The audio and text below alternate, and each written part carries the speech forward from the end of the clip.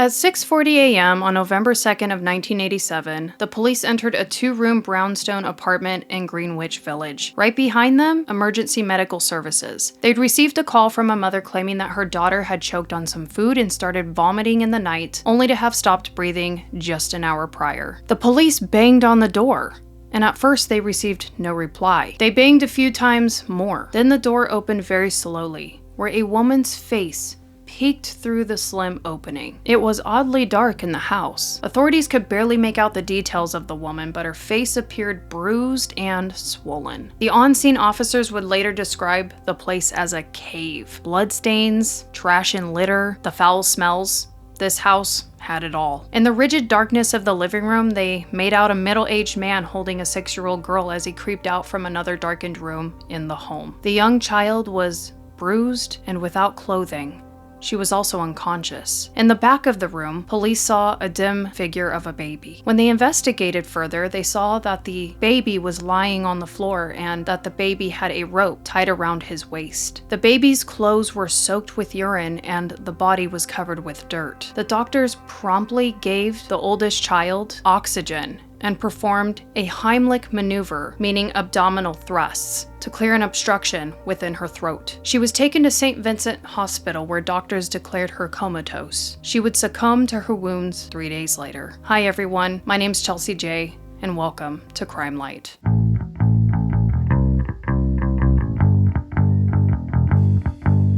If you're new here, then welcome, and please don't forget to subscribe to my podcast, Crime Light the Podcast, which is featured on Spotify and Apple with exclusive content that is actually not here on YouTube. Michelle Launders, a 19-year-old Long Island resident, was pregnant. Unable to provide for her child and opposed to abortion, she looked for adoption services. She met a lawyer by the name of Lisa Steinberg, who handled adoptions. After she gave birth to her daughter Lisa Steinberg on May 14th of 1981 in Lower Manhattan, New York, the lawyer charged her $500 and had her sign some documents and promised to find a suitable Roman Catholic family for the child. Only the Jewish lawyer didn't find any suitable parents. Instead, the lawyer Joel took little Lisa home and he kept her without filing any formal adoption papers whatsoever. But let's rewind a little bit. Joel Steinberg, born in 1941, had enrolled in New York University Law School, but he dropped out in 1964 to serve in the Air Force. After his honorable discharge in 1968, he passed the bar in 1970 without taking the bar exam, since personnel who had gone off to the military service were exempt. He started his career in criminal law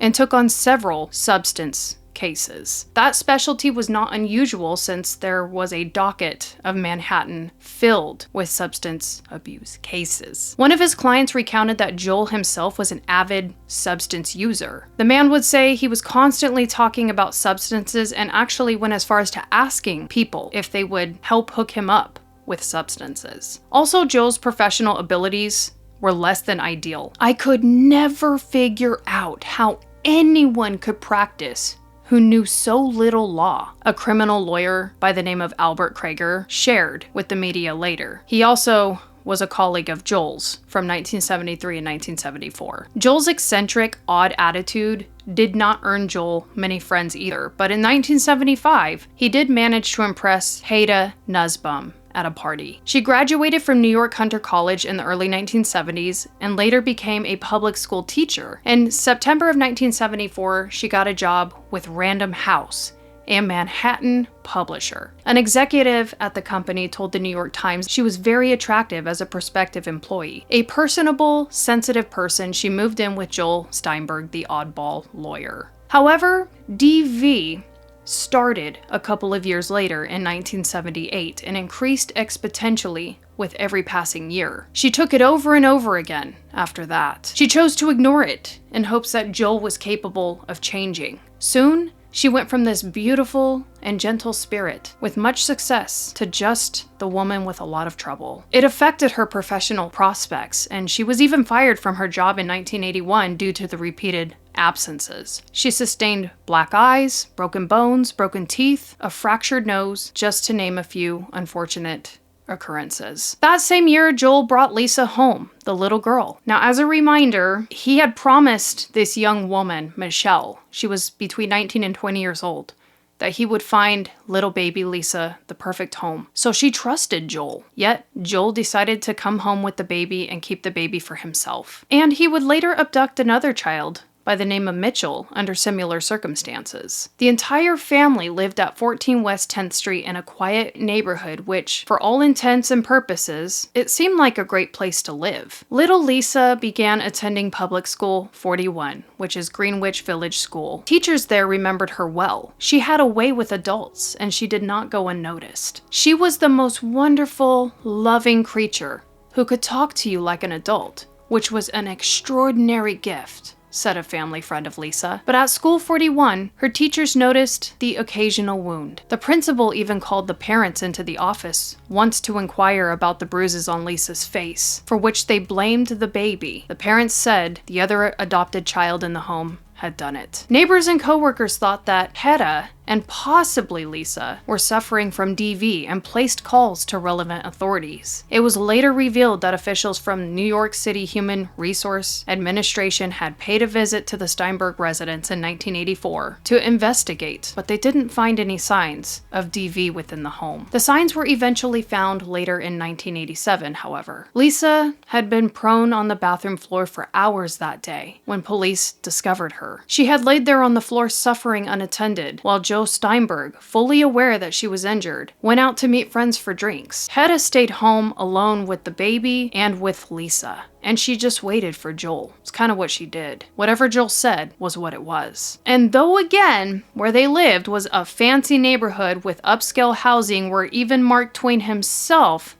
had once lived, police couldn't escape the horrors that lay inside. When they asked Joel if there was any way that they could get some light in that dim apartment when they entered and it was real dark and gloomy, he asked, well, why? Is it important? After assuring the cops of his professional credentials, I'm a lawyer, he told his partner, Hedda, to stay with the baby, who also again had shown signs of DV, as the baby had been tied to the playpen. Joel accompanied the police to the hospital where they were taking Lisa, and he acted confused when they asked about the cuts on his knuckles. When doctors were trying to save little Lisa's life, he was told of the child's serious condition, to which he replied, well, she's not going to be an Olympian athlete, but she'll survive. And just like that, he up and he left. The police returned to the apartment later to take the couple in for questioning. Joel was surprised by the timing of their visit. He hadn't had his coffee yet. The police also reported the case of the baby to the Bureau of Child Welfare, and a couple of detectives ended up taking Joel away. The news of Lisa being brain dead caused havoc in the media. The 18-month trial was televised and attracted major public interest. After intense negotiations, Steinberg agreed to talk to Inside Edition. He is a man on the edge. A jury believed he inflicted savage wounds on Lisa the last night of her life. Well, the simple fact is that you say you don't know how she got hurt. No, I know. Because when I called Hedda at about 8:30, 9 o'clock from the restaurant, she said that she had fed Lisa again, and that Lisa's stomach was upset. So I assumed, as I guess she did, that she had stomach upset. Also, when I washed her, she was, didn't want to be washed, and she's only asleep in your bed. So I carried her into my bed. So Lisa was conscious at this point? She was drowsy. I thereafter went into the bathroom where Lisa was, as Hedda described, on the floor, and I washed Lisa. No, I don't do groins. And then Hedda washed Lisa's clothes in the sink, which the police recovered. I asked Hedda at that point whether she thought Lisa could go to school the next day. According to court testimony, it was 12 hours before paramedics were called to attend to the battered 6-year-old. A medical expert testified that Lisa was beaten to death. Steinberg did not testify at his trial, but he does so now, saying that he was out of the apartment when Lisa's final injuries took place. I have no idea what transpired that night. The scenario that the investigators created is she climbed up on the sink to get to the medicine cabinet, to get to Hedda's makeup. And she probably fell, scraped her back against the wall, and hit the wicker basket in the bathroom. Hedda said to the police at the time she was arrested, to Detective Rivera, that everything that transpired in the house was her fault or her responsibility. Are you guilty here of anything? Yes. Yes. What? I trouble myself to wonder that if I could have only gotten her to the hospital sooner, maybe, maybe you could do something. And it bothers me. But that's all that you feel you're guilty of. Just not getting to the hospital soon enough. Well, tell me what you suggest. I don't suggest anything. But you sincerely feel that you're not guilty of anything else. I don't understand your question. What? There's no battery. You feel victimized by this whole thing. Oh, yeah. Sure. And that's where I'm angry, and that's where I place my blame. Steinberg insists that he and Hedda Nussbaum were good parents. He says Lisa was a normal, happy child.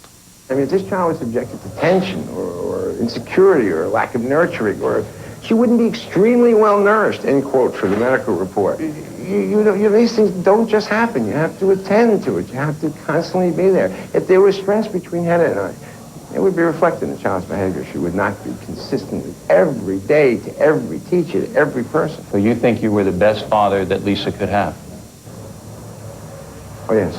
Joel Steinberg was being charged with endangering the welfare of children, second-degree murder, and first-degree manslaughter. I miss the whole family. I miss the lives that we had. The question as to which parent actually physically battered Lisa was what this case came down to. The victim was 3 feet, 10 inches tall, and a 6-year-old child weighing only 43 pounds. So when the trial began, Joel would not testify, and he kept all his responses to a bare minimal. He did not want to incriminate himself. Although Lisa was brought into St. Vincent's Hospital on the morning of November 2nd of 1987 in a fatal coma, she did not die officially until November 5th, when she was removed from life support. A doctor testified there were a few minutes her heart continued to beat. How she came to be in the coma was essential to establish criminal liability in this case. There were many backs and forths about what happened from a different variety of doctors based on the condition that Lisa was brought in and how she would end up dying. But Dr. Douglas Miller of New York University Medical Center was the one who made the strongest impression on the jury. He said that Lisa's brain damage was blunt head trauma and nothing else. He gave an honest impression that it would have taken someone to severely hurt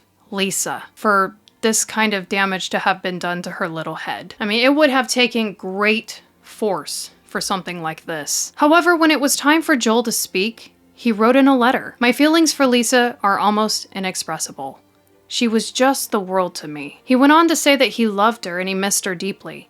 "Just once," he wrote, "look at her smile in one of these photographs and you will understand my feelings. My sadness and sense of loss are more than I can bear at times." Hedda's lawyer had argued that she suffered badly from DV for years and had been incapable of making good choices in fearing Joel. On October 26 of 1988, Manhattan's District Attorney Robert came to a pivotal and dramatic decision. Hedda was not going to be prosecuted for any reason in any way for the death of Lisa. The charges were dropped, with the exception that she would be the star witness against her former lover, Joel Steinberg. Then word reached Joel's defense team that Hedda was going to be testifying against him. At that, he went on to say, "I must tell you that I loved her very much. I can only hope that she is capable of the truth in relaying the events of Lisa's life and the events of Lisa's last night with us." But see, you won't tell me how she got battered, so it's hard. I'm saying I didn't want to go into it during the trial. And that's how she became battered, victimized by other people, not you. Well, when I meant by victimized, Well, she was beaten by someone. she indicates that, but I don't. Please, I mean, you really, you. No, I'm just trying to get your story. No, look. Nussbaum told a therapist in 1984 that she was involved with a sex cult that practiced sadomasochism. Later, Nussbaum testified that Steinberg told her to make that story up. Steinberg denies that and says Nussbaum was a member of a cult. Nussbaum is now suing Steinberg for $3 million for the physical abuse she says he inflicted upon her. She did it. She said you were a terrible man. No, she didn't. She said you beat her. Did she? And what did she say? No, I can't touch the issue. He got violent with me and he threw me to the floor. My nose was broken, obviously broken. My ear became a cauliflower ear.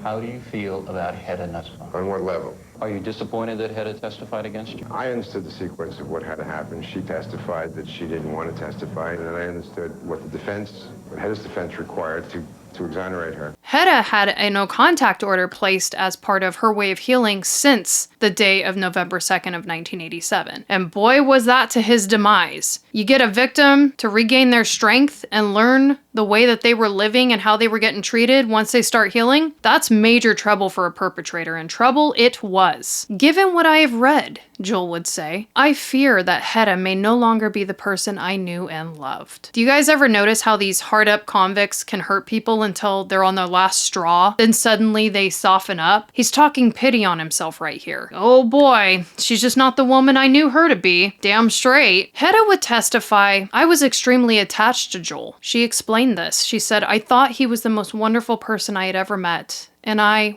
worshipped him literally. I thought he had supernatural powers of healing and that he was pretty much God with godlike powers. Though she had begun to introduce DV into her statement, as she would end up recalling through the week that she would testify against him, all of her DV experiences, she also talked about how attached she was to him and continued her affection. She said he seemed to be extremely intelligent and bright, and I loved to listen to him talk. She said what attracted me to him was his eyes. He had these really bright, shining eyes. They were alive eyes, and I found this feature on him to be very attractive. She said that she was so codependent and so in love with this man that she thought about dying if he were to ever leave her or something would happen. She reflected back on that day in November of 1987 when Lisa had been prone on the bathroom floor for hours. The day that the police had discovered her. She was talking about how Lisa had laid there on that floor suffering unattended, while Joel Steinberg, fully aware that Lisa was injured, went out to meet friends for drinks. Hedda said she stayed home alone with the baby and with little Lisa while she waited. That fateful night, Joel had carried limp Lisa out of the bedroom at about 6 p.m. and he ended up directing Hedda to wait until he was done with his dinner engagement, and he assured her that he would wake up the child later. Don't worry about it, I got this later. That's what he said, like, I have better things to do. And because Hedda was so brainwashed and battered by this guy, she really believed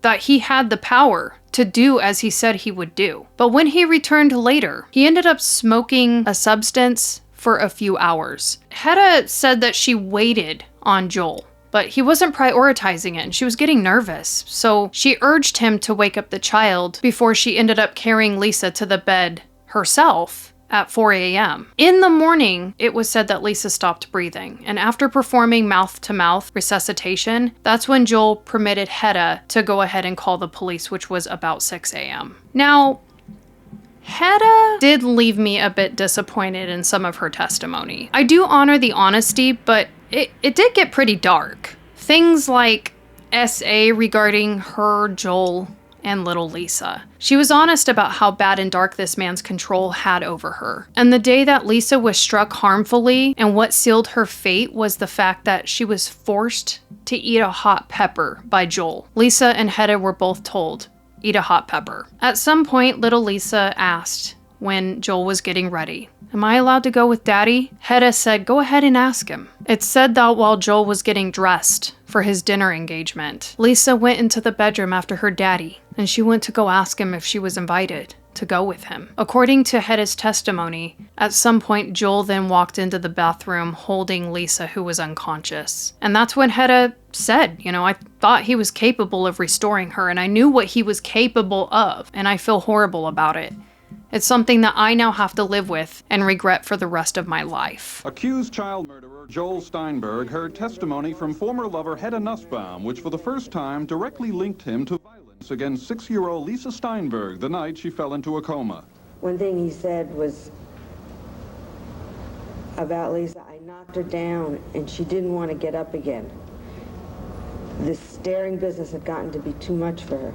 Nussbaum said Steinberg believes she and Lisa often hypnotized people by staring at them. He complained about it that night while allegedly freebasing cocaine. He told how Joel Steinberg ordered her to dress Lisa in long-sleeve clothes to cover up bruises. Some people wanted him not guilty. Some people were convinced that I had done it. Really? And yes. What led that thinking to occur? Well, that was the large part of his defense was that I had done it. I see. Did he take the stand? No, he did not. So they think the jury compromised and went for manslaughter That's rather than second. apparently, yeah.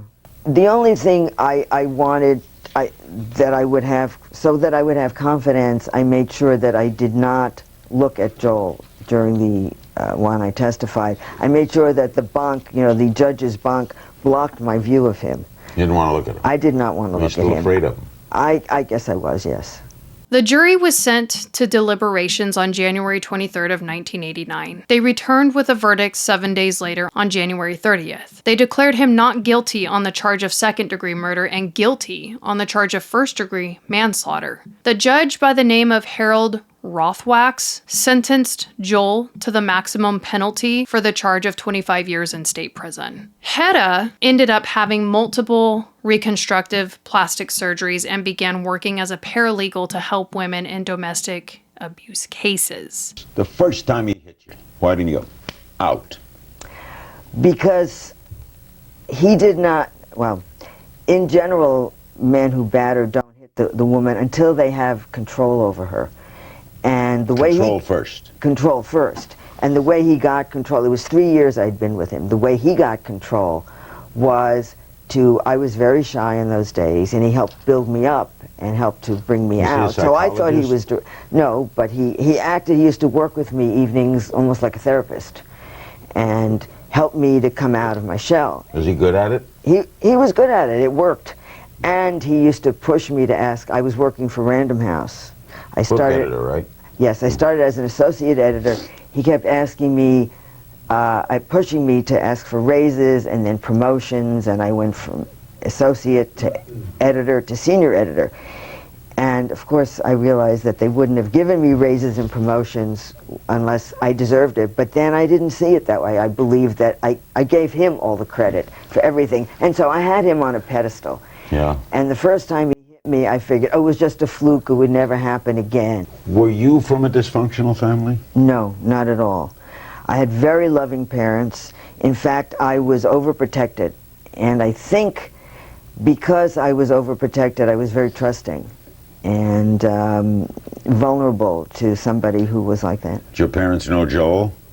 Oh, yes, they loved him. They thought he was terrific. Did they know what was happening to you? No. No, I did not let them know. When did they discover this? I'm not sure, because he isolated me from my whole family. For several years I didn't see them. And from all my friends. This is typical of abusers do that. So that the woman won't go and tell them, you know, what's happening. And of course, at a certain point, I didn't want them to see me once I had injuries that were apparent. I didn't want them to see me. The baby was returned to the baby's legal mother by the name of Nicole. Lisa's biological mother, Michelle Launders, had filed a wrongful death lawsuit in 1988 against several New York agencies that she claimed knew about the DV, but they did nothing. And later, she ended up accepting $985,000 to settle the lawsuit. Thanks for coming in, Michelle. I know it must be very difficult for you. You were at the trial every day. You saw Joel Steinberg, but you never heard from him because he never testified at the trial. Now, for the first time, you've heard his words. How do you feel? He says he was a good father to both children. However, from the age of 2, Lisa slept on a couch while he had a bed. Lisa did not have the toys that a 6-year-old had while he had things outside of the apartment, golf clubs or his boat. And how does it make you feel when you see him say he was a good father and he didn't do anything? Well, he's living in his own fantasy land as far as I'm concerned.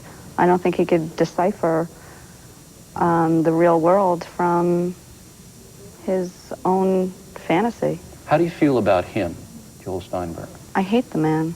I despise him. He says that Lisa was the love of his life, and yet he took the life out of Lisa. You don't think she fell down in the bathroom, as he said? No. Obviously, there were numerous legal targets in this case. People that were behind CPS, the people that were neighbors on 14th West 10th Street to the family. People wanted to know, why didn't you protect this child? They wanted to know why people who were in the surrounding building that Lisa died in did nothing. But some of the neighbors did call. Some of the neighbors did end up reporting this, but that was at the time of deceit when authorities would come to visit and they found no trace of child DV within the home. William Grinker, a then New York's Commissioner of Human Resources, said that reports of child abuse in the Steinberg household were mishandled, but he also said, "I don't think a government agency is responsible every time something goes wrong in a person's private life." But that just pissed off the public a whole lot more. Disclosure after disclosure revealed that the Steinbergs had come to the city's attention very frequently, but every time, nothing came of it.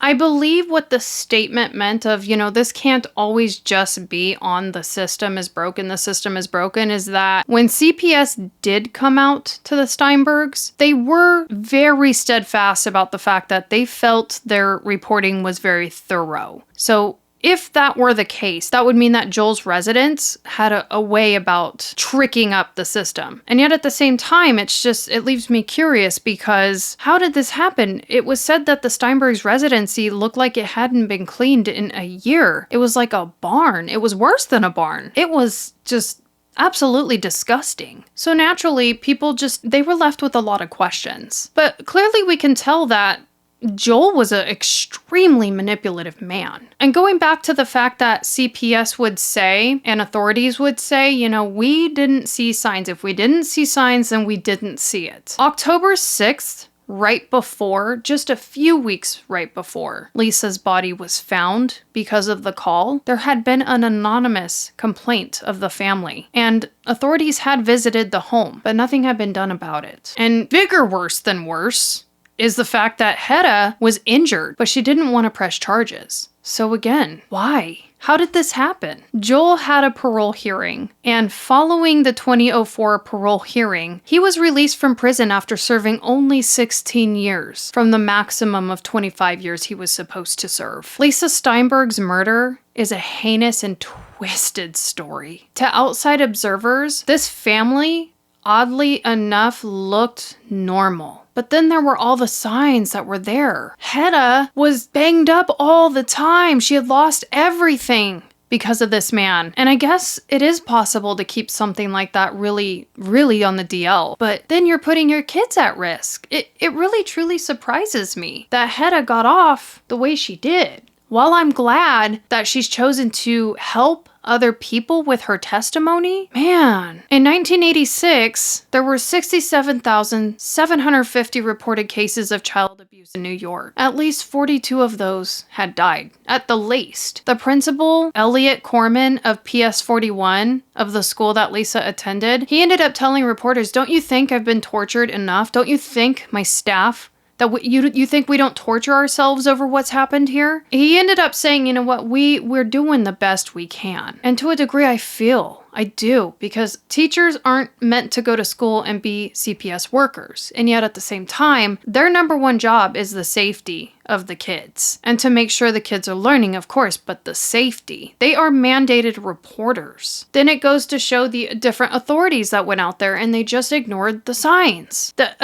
This could have been prevented. Dr. Patrick Kilhenny would testify about the statement that Joel had made regarding the significance of Lisa's life. On the night that Lisa was brought into the emergency room, he remembered that Joel was smiling. He was grinning very widely about Lisa's condition not being so bad when he joked about, "Oh, well, she's not going to be an Olympian athlete, but, hey, she'll be fine, right? She's going to survive." The nurse who relayed more bad news to Joel about Lisa being brain dead said that Joel had questioned her, reaching, is that it? Is there anything else wrong with her? After that, he ended up just telling the emergency staff that he had somewhere to be. "I gotta go." She said, "I couldn't believe anyone could act that cold and uncaring." Aaron Rosenthal, an assistant chief of detectives, told reporters that the girl's feet were so black they had to scrape dirt off of them, and obviously that she was suffering from a lack of oxygen. I am always so saddened and angered how things like this happen. To this day, Joel hasn't committed any more crimes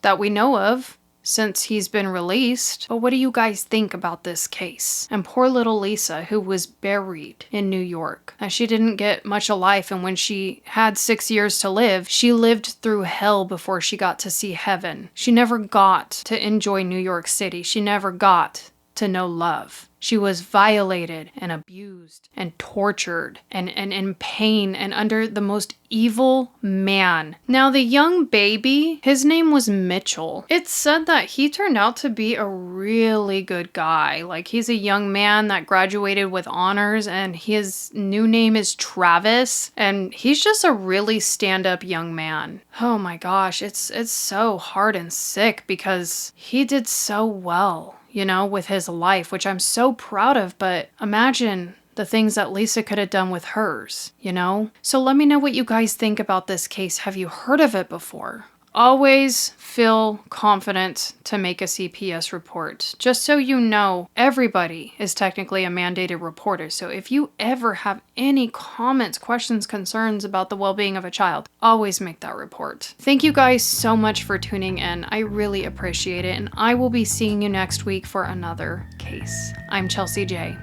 Crime Light out.